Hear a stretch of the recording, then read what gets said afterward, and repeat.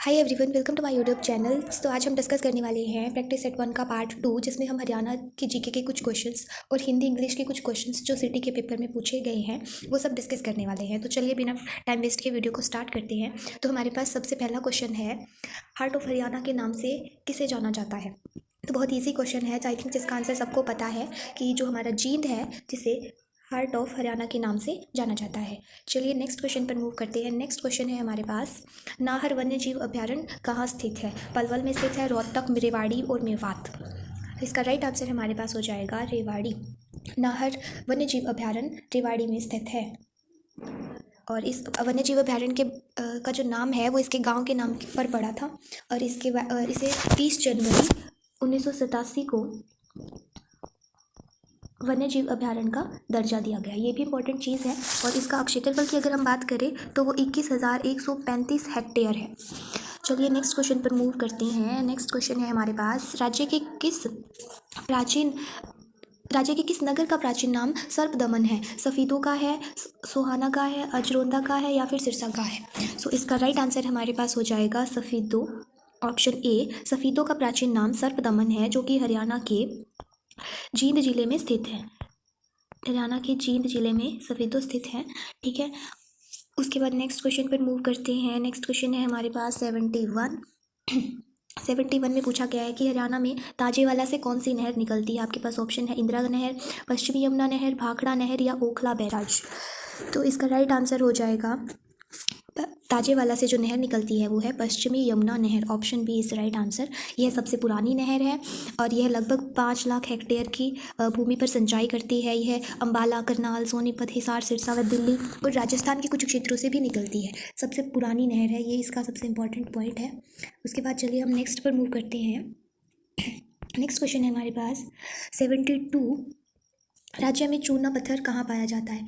तो चूना पत्थर हिसार, महेंद्रगढ़, रेवाड़ी और बल्लभगढ़, इनमें से कहाँ चूना पत्थर पाया जाता है। सो इसका राइट आंसर हो जाएगा option number C, Mahendragarh. Mahendragarh में चूना पत्थर पाया जाता है। इसके अतिरिक्त महेंद्रगढ़ में तांबा भी पाया जाता है। महेंद्रगढ़ जिले में नारनौल तहसील है, जो बहुत बार पूछी गई है कि नारनौल कहाँ किस जिले में स्थित है, तो वो महेंद्रगढ़ में स्थित है। उसके बाद नेक्स्ट क्वेश्चन पर मूव करते हैं। नेक्स्ट क्वेश्चन नंबर 73 में पूछा गया कालेसर वन्य जीव अभ्यारण्य कहाँ स्थित है। तो कालेसर वन्य जीव अभ्यारण्य कहाँ स्थित है, जिसके ऑप्शन है आपके पास पंचकूला, यमुनानगर, कुरुक्षेत्र और झज्जर।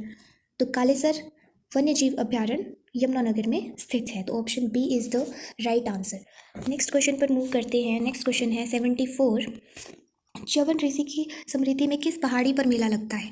ऑप्शन है दादरी पहाड़ी पर, मोरनी हिल्स पर, डोसी पहाड़ी पर या सतनावी की पहाड़ी पर। तो इसका राइट ऑप्शन हो जाएगा ऑप्शन नंबर सी, डोसी की पहाड़ी पर च्यवन ऋषि की स्मृति में मेला लगता है। नेक्स्ट क्वेश्चन है हमारे पास 75, जिसमें पूछा गया है कि जो गायक सोनू निगम है वो हरियाणा के किस जिले से संबंध रखते हैं। ऑप्शन है कुरुक्षेत्र से, जींद से, कैथल से या फरीदाबाद। जिसका राइट ऑप्शन हो जाएगा हमारे पास फरीदाबाद।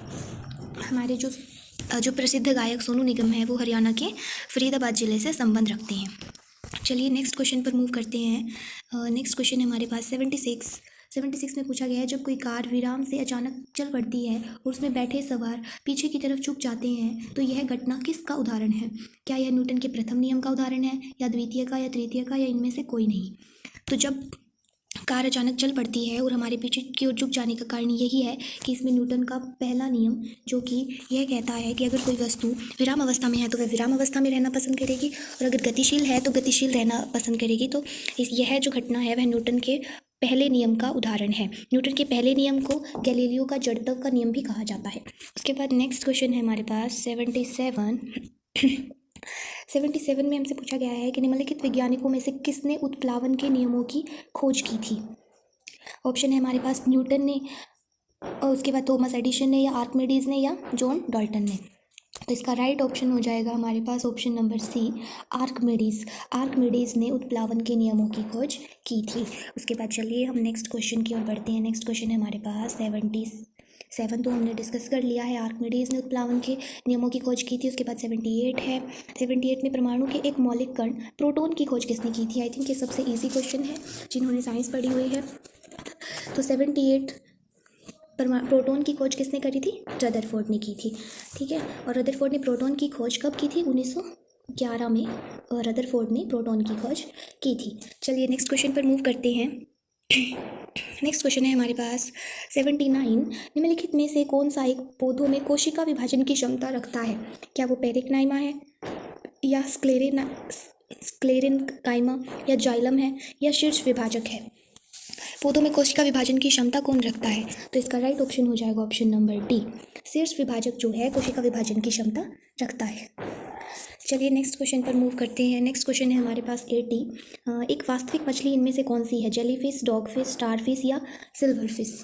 तो इसका राइट ऑप्शन हो जाएगा ऑप्शन नंबर सी, डॉगफिश जो है डॉगफिश जो है वो क्या है? एक वास्तविक मछली है। ठीक है, उसके बाद जेलीफिश अगर बात करें तो ये एक समुद्री प्राणी होता है। स्टारफिश आपको पता है जो एक स्टार के जैसी होती है, ठीक है, जिसकी 5 भुजाएं होती हैं। और स्टारफिश का जो साइंटिफिक नेम है वो एस्टेरियोडिया होता है।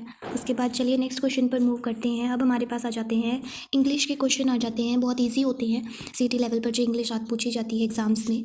तो उस पर फर्स्ट क्वेश्चन हमारे पास है, the discussion was wound up after a long fruitful exchange of view which word best express the underline word. हमें जो ये वाउंड अप है इसके लिए ऑप्शन में से कौन सा बेस्ट इसको रिप्रेजेंट कर रहा है वो बताना है। पोस्टपोन कर रहा है, या कट शॉर्ट, या इंटरप्टेड, या कंक्लूडेड। वाउंड अप एक फ्रेज़ है जिसका मतलब होता है किसी काम को फिनिश करना, या फिर हम कह सकते हैं कंप्लीट करना। तो जो डिस्कशन है वो कंप्लीट कह सकते हैं हो चुका था, या फिनिश हो चुका था एक अच्छी एक्सचेंज ऑफ व्यू के बाद। तो इसका राइट ऑप्शन बनेगा ऑप्शन नंबर डी, कंक्लूड करना। कंक्लूड का मतलब यही होता है फिनिश करना या कंप्लीट कर देना किसी काम को। चलिए उसके बाद नेक्स्ट क्वेश्चन पर मूव करते हैं। नेक्स्ट हमारे पास है 82। 82 में हमें रीअरेंज करना है कुछ जंबल पार्ट्स को, अकॉर्डिंग उनके ऑर्डर के अकॉर्डिंग हमें इनको अरेंज करना है। तो चलिए इसको रीअरेंज करते हैं। तो हमें इन्हें इनके ऑर्डर के अकॉर्डिंग अरेंज करना है। तो चलिए स्टार्ट करते हैं। तो पहले स्टेटमेंट हमारे पास गिवन है, the spirit of man has slowly and, उसके बाद क्यू गिवन है, पेनफुली सरमाउंटेड एंड हिज। उसके बाद नेक्स्ट लाइन गिवन है, ग्रोइंग इंटेलिजेंस हैज़ फेस्ड। तो हमें इनके ऑर्डर के अकॉर्डिंग इनको अरेंज करना है। तो अब यहाँ पर हमारे पास जो पी में है वो एंड कंजक्शन है जो 2 वर्ड्स को जोड़ेगा। ठीक है, तो ये स्लोली के साथ पेनफुली को जोड़ देगा, तो पी के बाद क्यू आ जाएगा। तो हम ऑप्शन में देखेंगे कि पी के बाद क्यू हमारे पास किस किस ऑप्शन में गिवन है। तो अगर हम इसमें बात करें तो इसमें फर्स्ट नंबर पर पी के साथ क्यू गिवन नहीं है, क्यू पी है, तो ये तो ऑर्डर हमारे पास गलत हो जाएगा। इसमें बात करेंगे तो फर्स्ट पी क्यू ही आएगा, तो वो भी नहीं गिवन है, तो बी में गिवन है तो पी क्यू। उसके बाद हम आर एस को भी एक बार चेक कर लेंगे कि जो आर है हमारे पास, ग्रोइंग इंटेलिजेंस हैज़ फेस्ड, क्या फेस करती है growing intelligence? Growing intelligence has faced all the obstacles that have come in his way successfully. तो इसका राइट ऑप्शन बी हो जाएगा। ठीक है, यही इसका ऑर्डर है, राइट ऑर्डर। तो ये हमें उनके ऑर्डर के अकॉर्डिंग लिखना होता है। तो इसमें राइट ऑर्डर क्या आएगा? पी क्यू आर एस आ जाएगा। ये बहुत ईजी था। नेक्स्ट पर मूव करते हैं क्वेश्चन नंबर 83। 83 में हमें पूछा गया है, find out which part of a sentence has an error, किस पार्ट में एरर है, और अगर सेंटेंस फ्री फ्रॉम एरर है तो हमें ऑप्शन डी को चूज़ करना है। तो हमारे पास क्वेश्चन है, a year has been gone away since he left us. कहता है कि 1 साल बीत गया है जब वह हमें छोड़कर गया था, and we never hear any news of him. तो अगर हम यहाँ बात करें तो जो हमारे पास जो पूरा सेंटेंस है वो पास्ट की बात शो कर रहा है। तो अगर पास्ट की बात शो कर रहा है तो यहाँ पर हियर नहीं आएगा, हियर की थर्ड फॉर्म आएगी विच इज़ हियर्ड। ठीक है, तो इसके किस पार्ट में एरर है? सी पार्ट में एरर है, तो इसका राइट ऑप्शन सी हो जाएगा। नेक्स्ट की हम बात करते हैं। नेक्स्ट है हमारे पास 84। Select the word or group words you consider most appropriate for the blank space and mark your response accordingly। तो हमें अपने अकॉर्डिंग इस फिल इन द ब्लैंक्स को फिल करने के इसमें क्या आएगा। तो इसमें हमारे पास क्वेश्चन है, he looks as if he dash fiery। Is आएगा इस फिल इन द ब्लैंक्स में, वॉज या वर या वुड बी। अगर हम देखें तो ये पूरा टेंस जो है लुक्स के अकॉर्डिंग, जो कि वर्ब की फर्स्ट फॉर्म के साथ एस या ई एस लगा है, तो वो प्रेजेंट टेंस को शो करता है। और प्रेजेंट टेंस में वॉज यूज़ नहीं होता, वर यूज़ नहीं होता, वुड बी भी यूज़ नहीं होता। तो इसका सिंपल आ जाएगा ऑप्शन नंबर ए। तो इसका राइट ऑप्शन है A, he is very. Next पर मूव करते हैं। नेक्स्ट हमारे पास है 85। 85 में select the option that is opposite in meaning to the underline word. Underline word के अपोजिट कौन सा है हमें ये बताना है। ठीक है, तो क्वेश्चन है हमारे पास, my mother has been working hard for the last 2 weeks and feels run down. ठीक है, उसकी जो माता जी है वो पिछले 2 हफ्ते से काम कर रही हैं, एंड फील्स रन डाउन, और बहुत रन डाउन फील कर रही हैं, कमज़ोर फील कर रही हैं, दैट्स मीन टायर्ड फील कर रही हैं। तो वर्किंग हार्ड मीन्स यहाँ पर क्या रिप्रेजेंट हो रहा है, कठिन मेहनत करने से कोई भी व्यक्ति क्या हो जाता है, टायर्ड हो जाता है, यानी कि थका हुआ हो जाता है। तो इसका अपोजिट हमें बताना है। क्या इसका अपोजिट मॉर्बिड होगा, एनर्जेटिक होगा, एग्जॉस्टेड या इमोशनल? हमें अपोजिट बताना है। तो एग्जॉस्टेड तो थका हुआ होता है, तो इसका अपोजिट जो होगा वो होगा एनर्जेटिक, यानी कि एनर्जी से भरा हुआ। ठीक है, नेक्स्ट पर मूव करते हैं। नेक्स्ट हमारे पास हमें डायरेक्शन दी गई है कि हमें 86 एंड 87 क्वेश्चन में क्या करना है। The sentence given with the blanks to be filled in with an appropriate word. Select the correct alternative out of 4 and indicate it by selecting the appropriate option. यानी कि हमें synonyms देखना है। ठीक है, तो हम डिस्कस करते हैं क्वेश्चन नंबर 86 के बारे में। एक्चुअली हमें ब्लैंक्स फिल करना है। ओके, इसमें लिखा है select the appropriate option. Okay, तो हमें अप्रोप्रिएट ऑप्शन सेलेक्ट करना है। तो हमारे पास 86 क्वेश्चन है, have you dash your pen. तो अब इसमें ऑप्शन है फाइंड, फाइंड्स, फाउंड या फाइंडेड।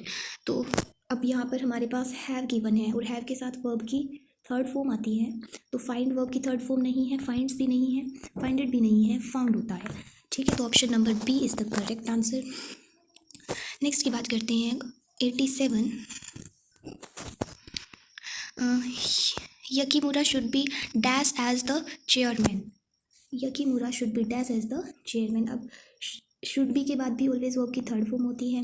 ऑप्शन में देखेंगे तो थर्ड फॉर्म तो सभी में गिवन है, तो उसे एज अ चेयरमैन क्या किया गया है, चुना गया है, तो अपॉइंट किया गया है। ठीक है, तो option number A is the correct answer. Next discuss करते हैं। चलिए, नेक्स्ट है 88 से 890 जो क्वेश्चंस हैं उनके अंदर हमें बताना है select the one which best express the meaning of the given word. यहाँ हमें साइनोनिम्स बताने हैं। ठीक है, तो 88 क्वेश्चन है हमारे पास प्रॉम्प्ट। हमें प्रॉम्प्ट का मतलब बताना है। प्रॉम्प्ट का मतलब होता है कोई काम को करना बिना किसी डिले के, यानी कि बिना लेट हुए किसी काम को करना, यानी कि जल्दी से जल्दी करना। तो दैट्स मीन इसका ऑप्शन हो जाएगा इमीडिएट। इमीडिएट भी तो जल्दी से जल्दी करना होता है। ठीक है, टार्डी थका हुआ होता है, लेट स्लो इसके क्या हो जाएंगे, एंटोनिम्स हो जाएंगे। उसका राइट आंसर क्या हो जाएगा, इमीडिएट। ठीक है, नेक्स्ट हम चलिए नेक्स्ट पर बात करते हैं। नेक्स्ट है क्वेक। क्वेक का मतलब क्या होता है, क्वेक अर्थक्वेक आपने पढ़ा होगा। अर्थक्वेक क्या होता है, भूकंप जैसा होता है ना। तो आपके पास ऑप्शन है ट्रेम्बल, ऑर्डर, स्टिल, ट्रैंक्विल। मैं आपको इन सब के मीनिंग बता देती हूँ। ट्रेम्बल्स का मतलब होता है कांपना। ठीक है, ऑर्डर आपको पता है कोई चीज़ ऑर्डर में होती है, एक अरेंजमेंट होती है रेगुलर। स्टिल होता है जब तक, ट्रैंक्विल होता है शांत। तो क्वेक का मतलब भी कांपना ही होता है। ठीक है, अर्थ के अंदर। और ट्रेम्बल का मतलब भी क्या है, कांपना। तो इसका हो जाएगा ऑप्शन नंबर ए, ट्रेम्बल।